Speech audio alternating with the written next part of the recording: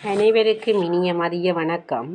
இன்றைய தினம் sky smart learning ஊடாக சிகிரியாவின் வரலாறு பற்றி பார்ப்போம். அந்த வகையிலே இலங்கையின் மத்திய மாகாணத்தில் மாத்தளை மாவட்டத்தில் அமைந்துள்ள சிகிரியா சிங்ககிரி கிறிஸ்துக்கு பின் 5ஆம் நூற்றாண்டில் காசியப்ப மன்னன் நிர்மாணிக்கப்பட்ட மிகச்சிறந்த பாறை கோட்டையாகும். இது யுனெஸ்கோவினால் உலக பாரம்பரிய தளமாக 1982 அறிவிக்கப்பட்டது.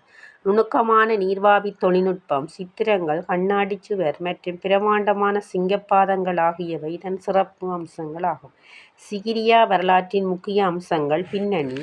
காசியப்ப மன்னன் தனது தந்தை தாதுசேனனை கொன்று ஆட்சியை பிடித்ததால் தம்பியான மொகலானனின் பழிவாங்கலுக்கு அஞ்சி தலைநகரை அனுராதபுரத்திலிருந்து பாதுகாப்பான சிகிரியா பாறைக்கு மாற்றினான். நிர்மாணம். 200 மீட்டர் உயரமுள்ள பாறையின் உச்சியில் அரண்மனையையும் அடிவாரத்தில் நீர்த்தோட்டங்கள் மற்றும் கோட்டைகளையும் அமைத்தார். சிறப்பம்சம். சிங்கபாதம். பாறையின் நுழைவாயிலில் சிங்கத்தின் பாதங்கள் செதுக்கப்பட்டுள்ளன. அதனாலே இது சிங்ககிரி என அழைக்கப்படுகின்றது. சித்திரங்கள்.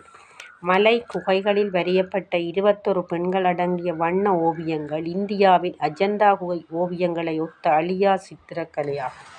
கண்ணாடி சுவர். பளபளப்பான பூச்சு பூசப்பட்ட சுவரும் பழங்கால மக்கள் எழுதிய கவிதைகள் இன்னும் காணப்படுகின்றன. பின்னணி. கிறிஸ்துக்கு பின் 495 தம்பி மொகலானிடம் போரில் தோற்ற காசியப்பன் சிகிரியாவை கைவிட்டார். பின்னர் இது பௌத்த துறவிகளின் விகாரையாக மாற்றப்பட்டது. மீள் கண்டுபிடிப்பு. காடு மண்டி கிடந்த சிகிரியா பிரித்தானிய ஆட்சி காலத்தில் மீண்டும் வெளியுலகத்துக்கு அறிமுகப்படுத்தப்பட்டது.